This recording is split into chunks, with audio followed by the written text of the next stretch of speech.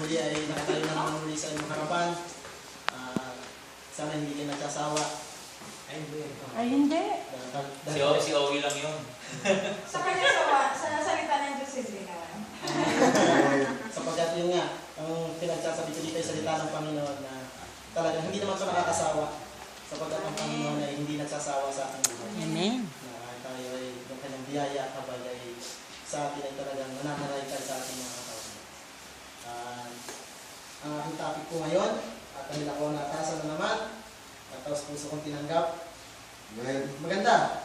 Ang pamagat ay God has gift for you.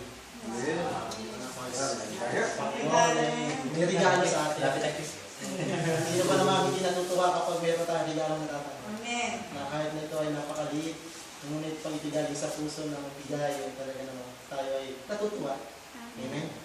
At ang sabi sa 1 Corinthians 12:4-6, sabi dito, there are different kinds of gifts, but the same Spirit. They are different kinds of service, but the same Lord. They are different kinds of working, but the same God works, all of them in all men. Let's bow our head and let's pray. Father in heaven, thank you, Lord, na muli ay nakatayo ako, Panginoon, sa harap na ito upang magbahagi na ng mga salita. Ama, gamitin mo lamang ako sa ikakamagitan ng kaluluwahati ng iyong banal na Panginoon. Ama, narito ang iyong lingkod, humihingi ng karunungan na nagbubuhat sa iyong Diyos. Karunungan na sapat at upang maibahagi ko, Panginoon, ang iyong mga salita. Ama, binababa ko ang sarili at ikaw ang tinataas ko sa aking buhay, Panginoon. Nawa, Ama, mga salita kanilang maririnig, Panginoon, ay mga salitang nais mong iparating ng Panginoon. Ama, salamat, Panginoon, sa biyaya mo at habang sa bawat isa sa amin. Ama, let the Spirit our teacher for today, Panginoon. At ito lamang po ang aming pinapupurihan sa aming buhay. In Jesus' name we pray. Amen. So, God has gift for you. So, ngayon po ay tatalakayin natin kung ano pa yung mga regalo ng Panginoon sa ating buhay. So, ang ating objectives po ay recognize the importance of spiritual gifts in growth of the body. Welcome, bro. Jonathan. Recognize. So, madalas natin itong alinig kay Bro Henry. I-recognize natin kung may mga kaibang dumarating o kilalanin natin. Amen? Kung ano ba yung mga gifts na ibinigay sa atin ng Panginoon. At yung pangalawa ay be challenged to discover and utilize personal gifts. So, tina-challenge tayo kung paano ba natin malalaman kung ano ba yung spiritual gifts na binigay sa atin ng ating Panginoon. Amen? Sabi dito sa introduction, as a human being, you are a part of earthly family or group. When you became a believer in Jesus, you also become part of an even more important family or group, the body of Christ. It is about time that we begin to see just how important you are to God and to other members of His body. As you discover the unique gifts given to you and understand that others have unique gifts as well, you need to appreciate God for this gift. You must be able to find ways to use them to serve God and others. So sabi dito, bilang tao, ay may kanya-kanya tayong parang kategorya. Kung halimbawa ang tao, syempre, sa grupo, family ka ng mga tao kasama. Kung yung mga hayop, syempre, sa mga hayop din kasama. Lahat ng mga buhay na nilikha dito sa mundo, ay may kanya-kanyang family or group. Amen? At dahil tayo ay naniwala sa Panginoon Jesucristo, tayo ay naging, katawan niya. Naging kasama niya tayo ng mga believers in Jesus Christ. Isa na tayo sa isang katawan. Amen? At dahil siya nga ang ulo, tayo yung kanyang mga katawan. Amen? So, kailangan nating malaman kung ano ba yung binigay sa atin ng Panginoon. Upang, malaman natin na tayo ay makapagsilbi sa Kanya at sa ating kapwa. So, sabi nga sa investigate, hanapin natin yung sa 1 Corinthians 14 verse 1. Ang tanong dito, what are told you about spiritual gifts? 1 Corinthians 14 verse 1. Ang pag-ibig kong gayon, ang inyong pakamikiin. Nasain ninyo ang mga kaloob na espiritual, lalong-lalo na ang makapagpahayag na salita ng Diyos. Amen. So, kailangan talaga natin yung love. Yung eagerness natin na tayo ay mabigyan, mapagkalooban ng ganon. Masabi ay, baka nasain natin na lalong higit ay yung makapagpahayag ng salita ng Panginoon. So, sana bawat isa sa atin yung magkaroon ng ganon na pagbahagi ng salita ng Panginoon, na hindi lamang isa o dalawa. Mas maganda kung lahat tayo ay magkaroon ng pagnanais o yung eagerness na with love. Amen. So, napakalaga yun, ang love. So, ano pa yung pangalawang tanong? Sabi dito, why it is that we have different gifts? What should we do with our gifts? Sa Romans 12 verse 6 hanggang 8. Romans 12 verse 6 hanggang 8. Ano sabi doon? Giving them gifts differing according to the grace that is given to us. Whether you be prophesying and prophesy according to the portion of faith, or ministry as wait on our ministering, and he that teacheth and teaching. He is not exhort, he exhort on exhortation. He that giveth, let him do it with simplicity. He that rolleth with diligence. He that sheweth mercy with cheerfulness. Amen. So doon mapapansin natin na may iba't ibang spiritual gifts na binigay ng Panginoon. Amen. Kung yung iba ay manghuhula, at ito yung hula na galing sa Panginoon, sa kanyang gift yun. Yun ang gift niya. Okay, tama. Kung may ganon, na base sa kaloob ng Panginoon. Kaya kaya siya nakapanghula, sapagkat meron din naman manghuhula na kakaiba naman ang gamit. Baka nga may gumagamit ng bolang kristal. So, hindi naman yun. Ito yung prophecy na galing sa Panginoon. Amen. Ano nangyayari? Amen? Yes. So, at yung iba ay sa pagtuturo. So, may mga gifts din ng ganon. Halimbawa, kami nila Bro Jonathan, nila Bro Chow. Sa pagtuturo kami medyo nalilinya. Amen? Kung kaya, iba-ibang spiritual gifts ang sinasabi. At yung iba naman ay sa pag-encourage. Magaling sila sa counseling. So doon malalaman natin, habang tumatagal tayo sa pananampalataya, nalalaman natin kung ano ba yung regalo ng Panginoon sa atin. Amen? So sabi ang interaction, have you been aware that you have spiritual gifts? Do you know what these are for? Why do you think spiritual gifts are important for believers? So, tanong nga natin minsan sa ating sarili, bakit nga, mahalaga ba yung spiritual gifts? Kung ano ba yung So, habang tumatagal tayo, tatalakayin natin yung tatalakayin. So, introduction from the word. Believers in the body of Christ. Amen? Sabi dito, believers make up the body of Christ. Yun ang sinasabi, na tayo ay katawan ni Kristo. Amen? Ano sabi sa 1 Corinthians 12 verse 27? 12:27, ganito ang sinasabi. Kayo nga ang katawan ni Kristo at sa bawat isa ay sama-sama ang mga sangkap niya. Amen? So doon makikita natin na talagang tayo ay mula na tinanggap natin ang Panginoong Kristo, tayo ay sangkap na niya. Amen? So, bawat nilaltula dito na kung ano ang katawan ay maraming sangkap at may iba-ibang paggawa. Amen? Kanya-kanyang part, may kanya-kanyang task na ginagawa. Amen? Christ's body is made up all those who believe in His name. As believer, you are a part of His body. So, part na tayo ng katawan ni Kristo. Amen? Amen. Sabi nga din, each believer is a member of the body. So, bawat isa sa atin ay membro na ng katawan ng Panginoon sa Kristo. Amen? O kaya, membro na tayo ng ating katawan, na tayo ay nakadikit na sa Kanya. Amen? While Christ is the head of the body, sapagkat ang ating Panginoon sa Kristo, ang siyang ulo, ito yung narinig ko nung unang-una nung ako nasa dinadoktrina sa iglesia. Iglesia ni Kristo, kaya siya yung ulo, at yung iglesia ni Kristo yung katawan. Kaya kailangan sumalig ka sa kanilang iglesia para ito ay maligtas. Sapagkat yung iglesia ni Kristo. hindi ka kaanin, hindi ka. So, yun ang marami nila, ang pag-anib sa kanilang iglesia, doon ka lang maliligtas. Yun ang doon kaligtasan, kaya mayaan. So, hindi pala.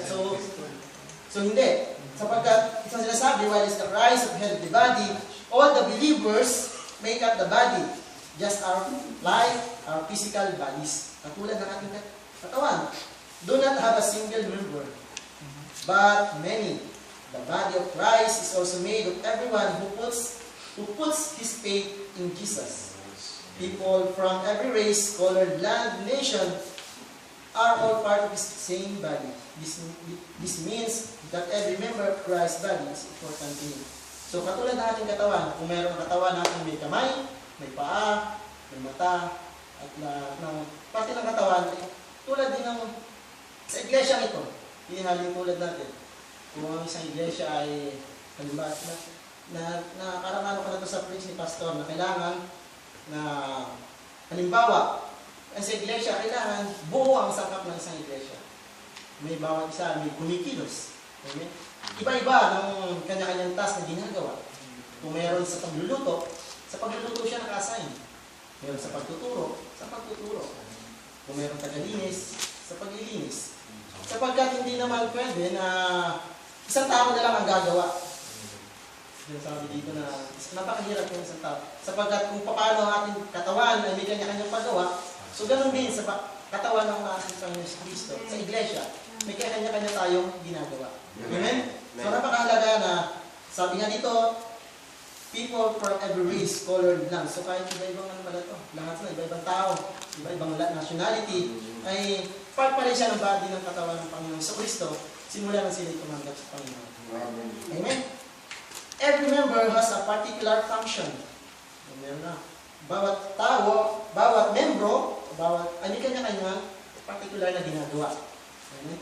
Ang sabi sa 1 Corinthians 12, verse 24-26. 1 Corinthians 12, 24-26. Hindi na ito kailangan gawin sa mga bahaging sadyang maganda. Nang isaayos ng Diyos ang ating katawan, binigyan niya ng higit na karangalan ang mga bahaging bigaan ng marangal, upang hindi magkaroon ng initan. At sa halip, ang lahat ay magmalasakitan. Kung nasasaktan ng isang bahagi, nasasaktan ang lahat. Kung pinararangalan ng isang bahagi, nagagalak ang lahat. Amen. So doon makikita natin yung function ng bawat isa. Kung halimbawa doon ay may nasasaktan, siyempre, apektado ang buong katawan. Diba? Tulad na lang dito sa ating iglesia, kung ang isang kapatid natin ay nanghihina, diba? Tayong lahat ay nakapektuhan.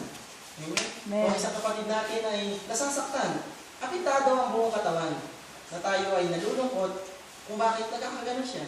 Amen? Ganun din ang ating katawan. Hindi natin masasabi na masakit ang paa ko, okay lang. Paa lang yan, hindi apektado. Amen? Hindi naman pwede nga. Sapagkat nararamdaman natin yan. Kapag masakit ang ating puso, amen? Ibig sabihin, pag masakit ang ating puso, nakangiti ba tayo?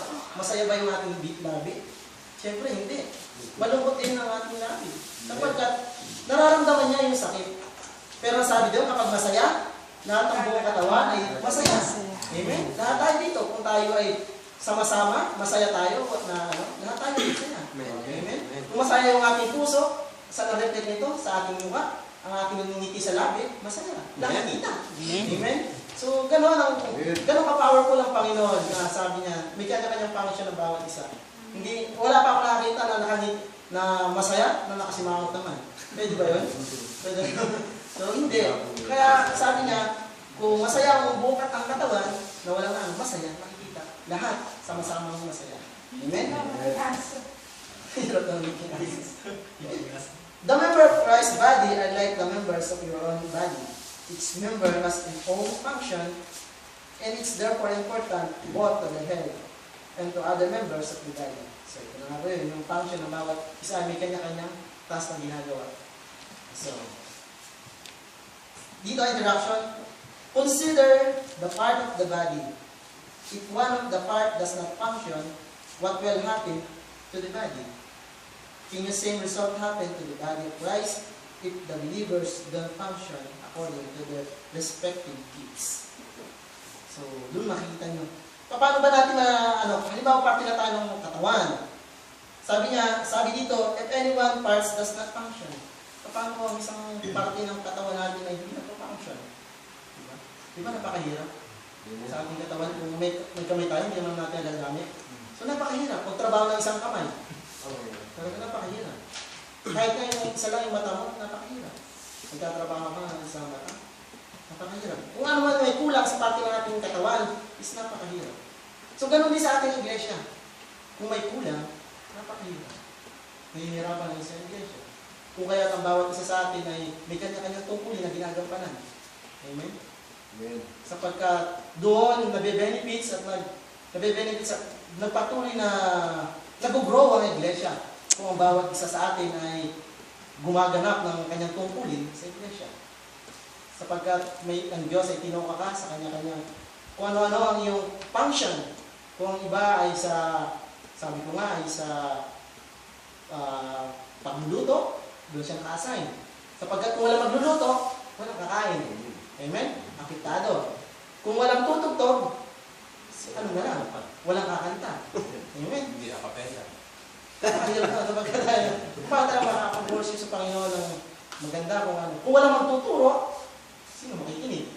Amen? So bawat isa sa atin ay may kanya-kanyang tungkulin na ginagampanan sa iyo. Upang sa ganoon ay mag-glorify natin ang Panginoon. Paano na lang kung may kulang, di ba? Napakahirap pag may kulang. So talagang nais ng Panginoon na bawat isa ay magkaroon ng kanya-kanyang paggawa. Huwag na tayong isipin natin na okay na, kaya naman yan. So, isang pagtuturo sa atin na magkaroon tayo ng pagkakaisa. Yung unity ay mahalaga bilang katawan ng Panginoon sa Kristo. Amen? So, finding our rules in the body of Christ. So, dito hahanapin na natin kung saan ba tayo nakalinya. Amen? So, bawat ating sarili. Sabi dito, since each believer has its own unique gifts, the first challenge is to discover what your role in the body of Christ. When you know your own set of gifts, you can use them to serve God. Sabi dito, you are recognized to the gifts. So, kilalanin mo kung ano yung binigay sa iyo ng Panginoon. Amen? Sapagkat dati, hindi naman natin alam kung paano ba tayo. Kami, dati, hindi ko alam kung ano ba yung will ng Panginoon sa akin. But, habang tumatagal ako is, parang hindi ko man na-expect na makapagbabahagi ako ng mga salita. So, I think it is the gifts came from God. Yung gifts na binigay siguro sa akin ng Panginoon. So, kung kaya sabi nga, finding our way. So, bawat isa sa atin ay mayroon din ganyan. So, nandito lang tayo para alamin kung ano ba yung gifts na ibinigay sa atin ng Panginoon. So, paano ba natin mangilaman yan? So, sabi dito, as a member of Christ's body, you have a spiritual ministry or service to perform. In order to serve God and others, you must first discover your gift. Every member has at least one gift. So, bawat isa sa atin may gift. Binigyan ka ng Panginoon. May isa. Hindi ka mawawalan dito. Amen. Di ba? O sa labas, sabi ka, hindi ka mawawalan, hindi ka na magkakaroon. Pero dito, meron ka. Huwag mo sabihin wala ka. Sapagkat, simula nung tanggapin mo ang Panginoon at naging parte ka ng kanyang katawan, meron ka. Amen. So, hindi ka mawawalan. Others may have more. So, bakit naman yung iba marami? Amen. So, depende sa gamit yun. Sapagkat, dati pa naman siya is meron na. Kung kaya, lalo pa nung tinanggap niya ang Panginoon, dumami pa ng dumami. So, napakaganda. So, tayo namang wala, at least merong isa. So, diba? At least may isa, paunlarin na lang natin paunlarin. Diba? Amen. These gifts are the talents and abilities people are born with. So, hindi yung ability, hindi yung yung talents na sabi dito, these are not things that inherit from their parents. So, hindi ito yung namamana. Amen? Ikaw, magandang lalaki na minana mo sa iyong magulang, yun, parang ano rin. Diba? Kung ikaw ay magandang boses, kung mga magulang mo ay magandang boses, pwede rin. Pero dahil, sabi nga, ito hindi namamana. Ito'y talagang nalalaman mo habang ikaw ay nasa kanyang katawan. Amen. Spiritual gifts come only from our source, God. Again, these are given to benefit the whole body. So, napapansin natin, ba't marami naman? Si Derek Marlon, lupit oh. Dito mo, bakit ang dami-daming talent niya? Magaling na kumanta, ang galing pa sa Instagram. Ayun o. Magaling pa sumay. Oo, masumay.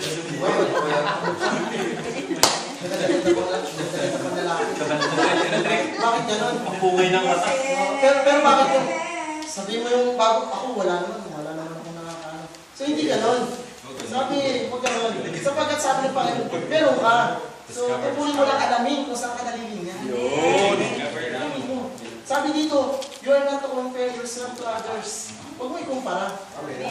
Sapagkat may kanya-kanyang paraan, may kanya-kanyang paggawa. Bawat isa sa atin. So, huwag kang manglupay-pay, huwag kang panghilaan ng loob. Ikaw man ay parang nakaupo lang, parang walang-wala ka, kung kapi ka. Grabe. Api-api ah. Huwag mo isipin gano'n. Sapagkat ang Panginoon ay talagang mayaman sa kanyang biyaya. Amen. Binigyan ang bawat isa. Ako dati, wala namang kalam-alam. Hindi ko rin i-expect. Sabi ko, hindi na lang ako. Pero diba, bawat isa pala meron. Malay mo yung iba, magaling sa counseling. Magaling sa ministry yung iba, sa pamamalakad. Yung iba sa pagbibilang ng pera, magaling. Na hindi naman yung iba, walang abilidad. Diba? Yung iba ay sa music, walang alam, pero sa iba naman, mahusay. Mahusay sa mga idea. Yan, sige. Diba? Yan. Right. Dapat tayo, ganun dapat. Huwag ka magbumukbok na ikaw ay wala. So, laging isipin natin, meron tayong isa. Amen. Ito ang pangungula rin natin. Always the best. Huwag yung bawal, merong isa, nakukulangan ka pa, iisa lang to, wala. Ibago ko na lang to, diba?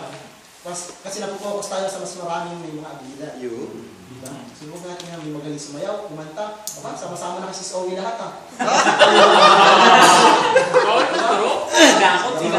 So, huwag natin namin yun, sapagkat yun naman ay ginagawa niya to glorify God. Diba? Yung benefits nun for the whole body. Amen. Amen. God made each one different from anyone else. Just like we made the members of our bodies different from each other.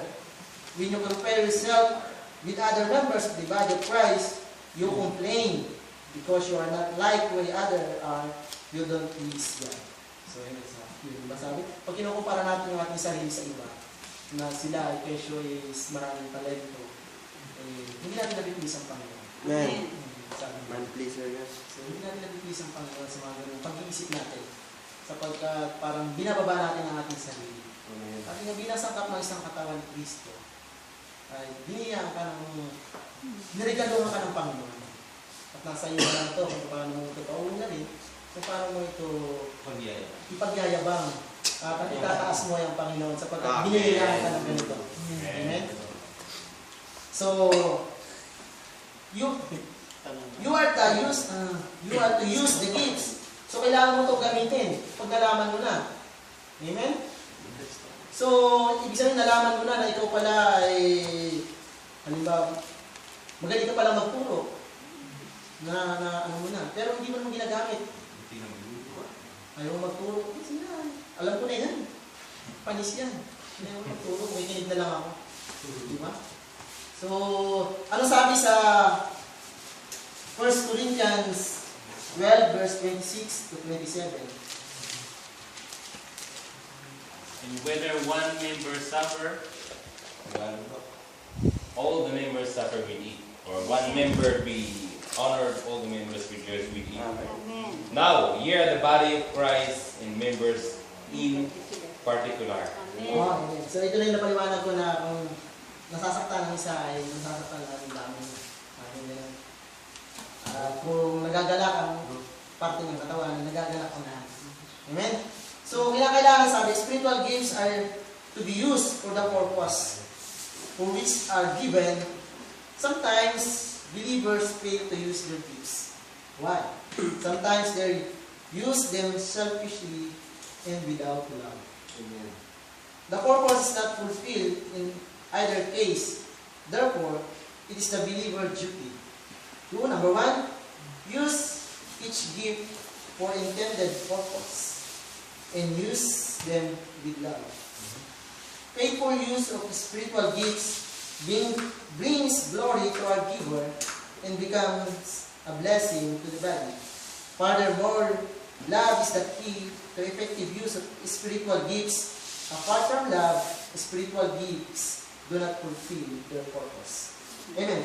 So, mapapansin natin dito na talaga ang love, ang nakaganda na. Kung ginagawa natin ito dahil tayo ay mayroong pagmamahal. Amen. So, halimbawa, ginagawa natin ang pag-ministry, kung tayo ay sa music, ginagawa natin ito na may pagmamahal sa ating Panginoon. Amen. Kung kaya nag-glorify natin, hindi lamang ang mga tao, kundi ang buong katawan ng Panginoon sa Kristo. Hindi yung pagmamahal, hindi yung napipilitan ka lang, hindi yung responsibility mo lang, kung kaya ikaw ay gumagawa ng isang task. Amen? So, yung selfishly, yung nagiging makasarili ang bawat isang isa. So, hindi natin na, doon sometimes sabi nga, believers fail to their gifts. Doon hindi niya nalalaman. Ano sabi dito? Insight for life, the church is not a place for super Christian. May super Christian pala rin. Super Christian pa. May super Christian pa pala. Ang sinasabi. Saan ito super Christian na tinatawag na sinasabi? Yung sabi, God never intended that a church be monopolized by a few super Christian. Super Christian, ibig sabihin, siya na lahat. Amen? Kung yung ating pastor, siya na yung nag-preach, siya pa yung nagluluto, siya pa yung nag-aayos.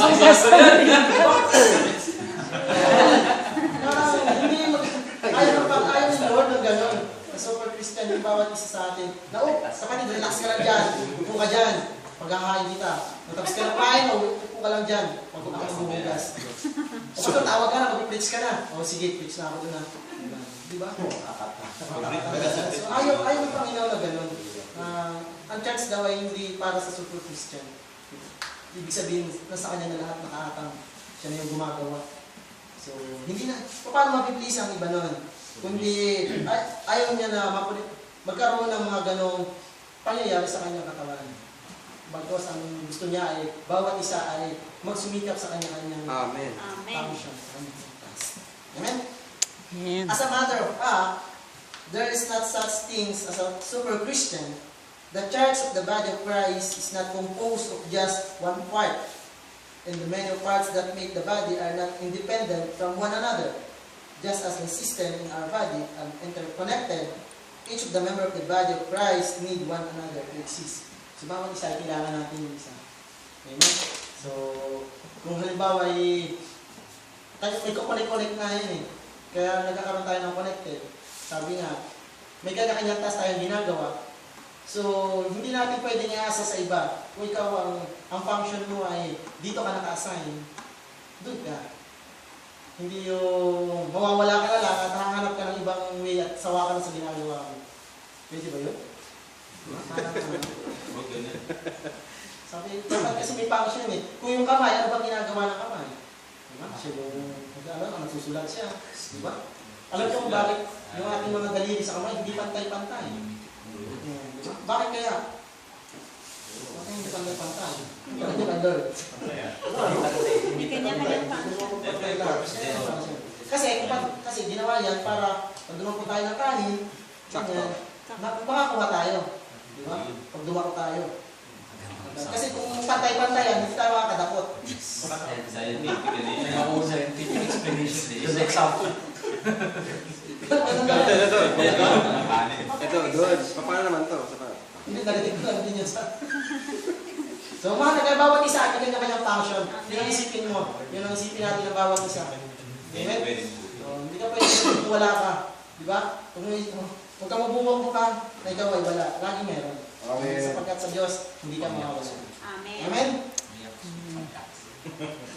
Sabi niya, you must never feel inferior or superior about the gifts that you have.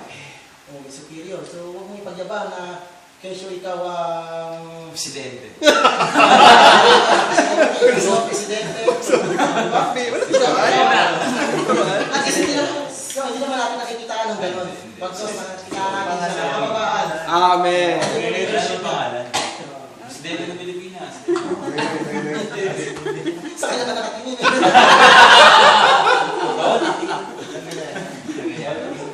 So at least hindi naman natin siya nakikita ng parang diktatorya, parang gano'n, di ba? Pag boss ay pinakikita niya yung pagiging leadership, paano tayo sumunod, tingnan mo naman na-reflect, di ba? Lahat tayo ay, ando pa rin yung submerge, sabi niya. Lahat tayo ay magkakasubmit, di ba? So hindi niya pinagayabang na siya ang pinakamataas dito sa church. Sundin niyo ako, bumili kayo nun. Mamalili kayo. Diba? Hindi natin, pagkos nakikita natin siya ng labis na paggawa. Na dapat ay tayo ang sumusuporta sa kanya, di ba? So, napagandang halimbawa sa bawat isa sa atin. Nakakita natin na yung superior natin ay... Lagi pa nakangiti, no? Kahit pagod.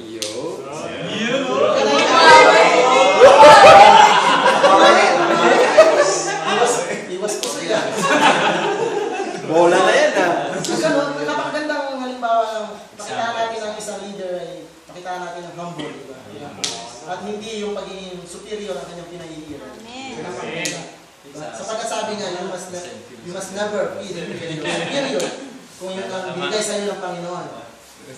Knowing your spiritual gifts can some cause to feel their inferior or superior than others. Inferior.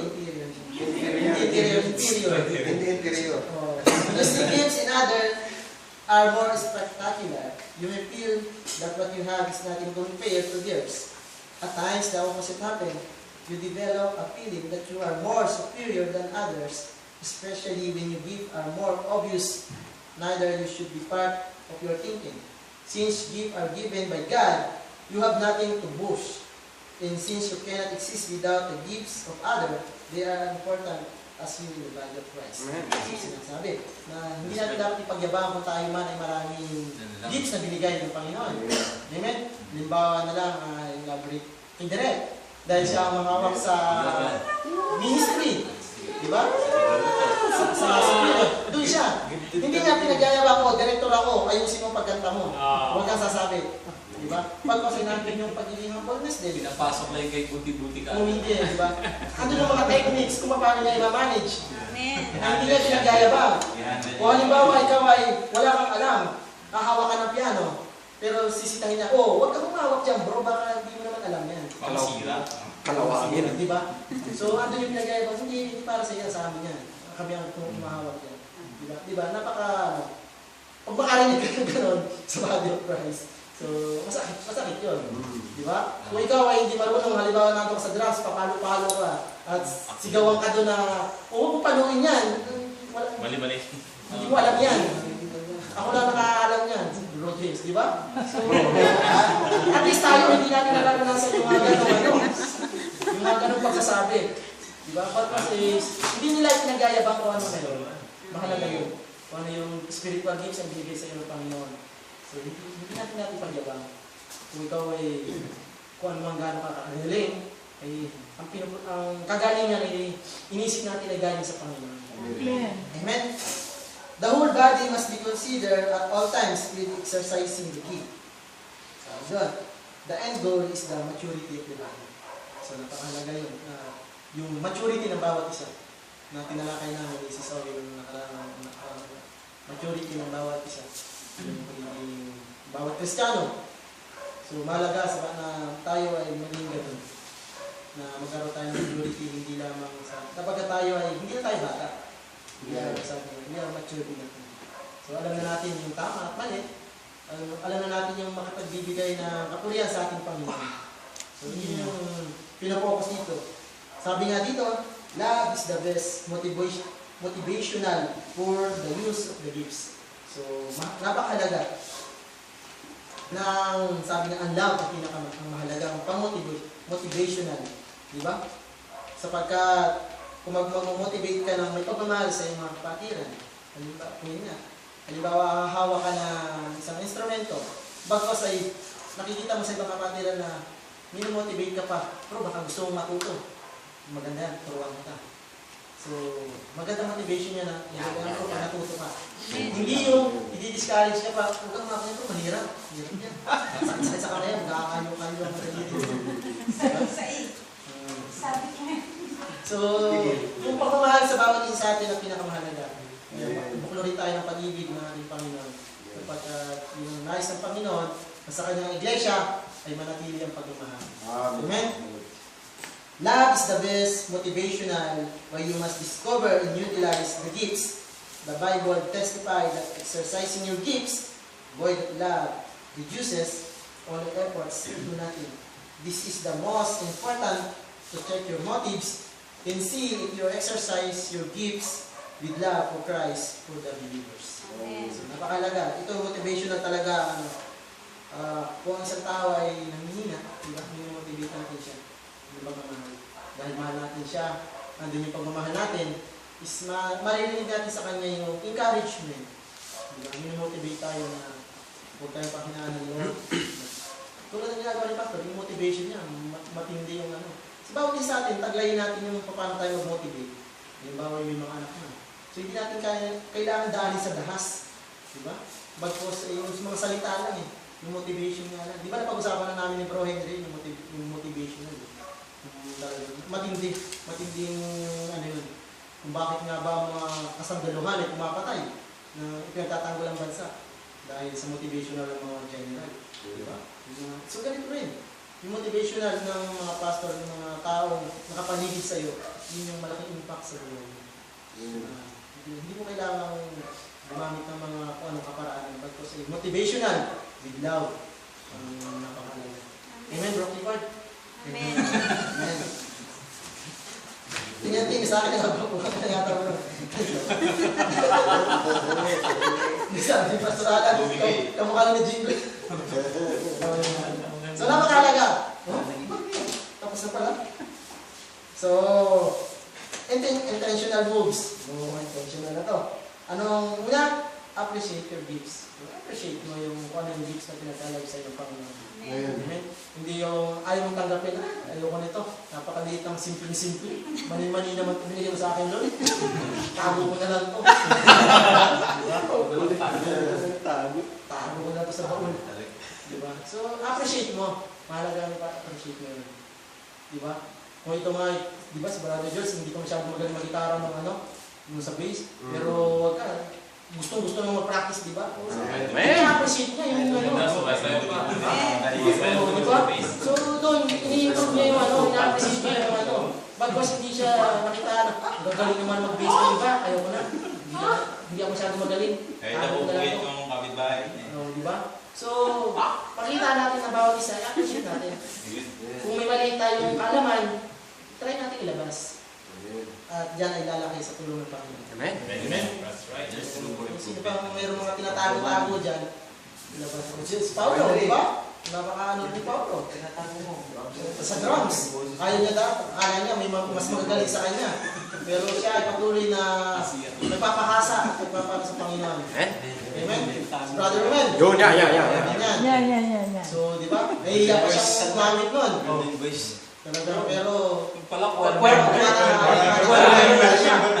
sabihin, magka-high level pa yan para sa Panginoon. So, ibig sabihin, nakakalamang na siya. Meron na siyang iba pang ano, may talent na siya. Meron na siyang spiritual gifts para sa Panginoon. Amen? Baka balang araw eh. O ba, magaling din niya magsalit, magbasa ng mga Bible verses. Oo nga, maganda. Kahit mapa, hindi nakakantok na ano yun, di ba? Disciple na. Maraming pagpalain ka bro ng Panginoon na kapag ilalabas mo yung mga salamat. So appreciate your gifts. I-appreciate mo. Amen? Recognize other gifts. O i-recognize mo naman yung others.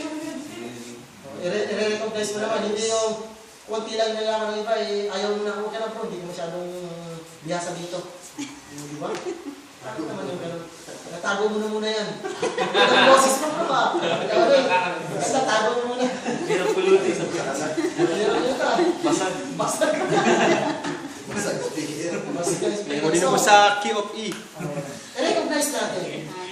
Sapagkat kung siya man ay gano'n, hindi niya magandang boses. Pero sa ginagamit naman niya yun sa papuri para sa Panginoon. Hindi naman niya inaawitan kayo eh. Ang inaawitan niya ang Panginoon. Amen! So, bakit hindi mo siya pagbibigyan? Diba? That's right, that's right. That's right. So, bawat ganon. So, huwag natin isipin na kahit hindi siya ganun kagaling kumanta, eh, wala na siyang karapatang umawit. Amen! So, lahat tayo binigyan ng karapatan. Amen. I-recognize natin yan. So, may pag-asa pa. May pag-asa pa. Dahil sinabi ang Panginoon eh. So, pumunta ng ano. May pag-asa tayo. Pero sabi na ako, huwag ilagay ang tenga sa mata. Ha? Huwag ilagay ang tenga sa mata. Oo. Pwede. Huwag mo ano. Huwag mong ipilit yung bagay na lang na hindi naman ganun. Pag hindi ka naman, Hindi naman kagamit-gamit ko. Ito yung hanap ko na. Pwede rin yun. Pero, sa ano pa naman, yung bawa, kung tayo sabay-sabay na umaawit, nag-worship. So, kahit ako naman siguro, diba? Wala problema naman. huwag lang magsulong. Hindi, huwag naman magsusunod na para sa ano. Pero, Patulong, halimbawa, patulong. Oo, halimbawa, pag mag-special number ka, para yung conviction sa'yo, so, hindi ba pwede parang gano'n? Wait, Pwede naman. So, Special lang. kung yung special number. Kailan mo pa pinaplano bro? Yung Kaya nga, sa'yo. solo. Meron tayo ng bago.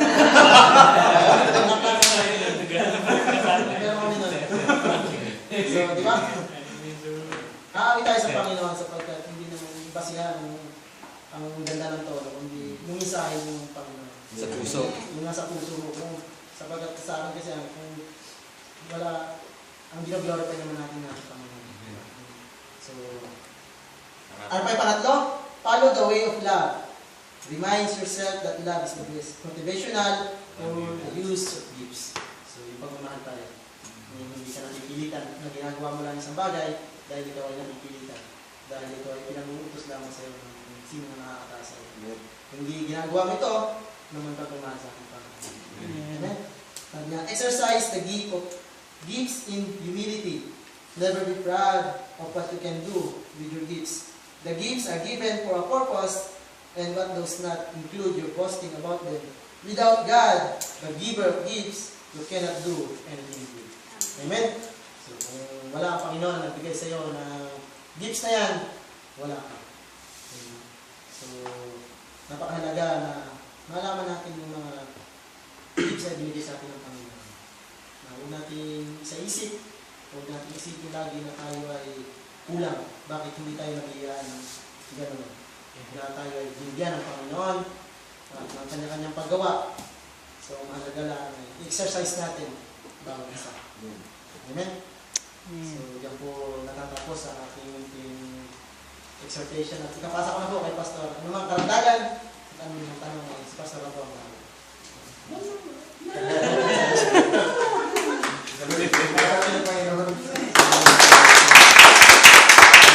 Napakabuti ng Diyos, no? May mga talento tayong binigay sa atin at gamitin natin yun. At kung sa tingin mo ay gagamit-gamit, ay gamitin mo. Kung hindi naman, maraming mga bagay na magagawa tayo dito sa gawa ng Diyos. At kaya nandito tayo, nandito kami, dito ako para patubayan kayo at tingnan kung saan nararapat ang bawat isa sa atin. Kasi hindi naman tayo lahat pwedeng mag-PowerPoint doon. Magsisikan tayo lahat doon. Hindi na makinig at mag-worship. Hindi naman din lahat pwede mag-worship at walang tutugtog doon, walang magpa-PowerPoint doon. Hindi naman din lahat pwede mag-preach. Sabay-sabay tayo mag-preach. At wala namang hinig doon. Parang na tayong baliw. So may kanya-kanya tayong function. Ang kamay, kanya-kanyang function. Pero sometimes, may mga bagay na yung mga function hindi pinipilit. Kasi sometimes, yung mga gawain ng kamay, ginagawa ng paa, na yun ay gawain na talaga ng kamay. I mean, kung mayroong magpipreside, yung mga presider, yung mga worship leader, sila nakatalaga doon sa worship leader. Doon sa PowerPoint, may nakatalaga talaga sa PowerPoint kasi sila ang mag-dihandle sa PowerPoint. Yung mga drummer, may mga drummer dahil sila ang mga drummer. But still, kung may ability na pwede namang i-mold, pwede namang i-practice at makilala niya, ito pala yung talent ko, ay gamitin po natin. Yung talent ng paglilinis. Yan po. Pinakamahirap. Yan po. Isa sa mga mahirap sundin na talent. Ayaw. It takes years. It takes years, di ba? Bago talagang ma-mold yung mga talent. Na talagang, kung yung pagbugas lang ng mga paglilinis ng kubeta, pag-segregate ng mga basura, bago ng basura niya. Minsan yung pag-ano lang dito, pag-vacuum lang. Talent. Mahirap i-on yung back. Maingay yan. Sinita yan eh. Pag-dilig mo ng vacuum, alas 8 na. Luto mo ng vacuum. Nakainita, magpatulog pa tayo. Talent talaga yun. Talent yun, na kailangan mong tanggapin ng vacuum, tatanggapin mo na ikaw rin balang araw, alas 7 pa lang, magpa-vacuum ka na. Hindi pwede, na makikinig ka lang sa tulog ng vacuum. Nag-upgrade din tayo bawat isa. Hindi pwede na kahit nagatuhod na yung basura, hayaan na natin. Again, God will use us in different ways sa kanya-kanyang pamaraan. At salamat Ma'am Denison at kayo na paggamit at mainit kayo sa buhay ng Panginoon at ako'y nagagalak at lalong nagsusumikap sa biyaya ng Diyos na ito'y magpapatuloy ang ating maumpisahan. At marami naman maumpisahan na nawala lang din. At pinabayaan na rin. Wala na kong pakialam. Nagpisahan na eh. Kaya na umpisahan na matapos. Ngunit ito'y mananatiling magpatuloy at hindi lamang sa atin. Alam nyo, number 1 talent din naman yung pagbibigay nyo ng oras sa mga gawain ng Diyos. Talent yung pastor.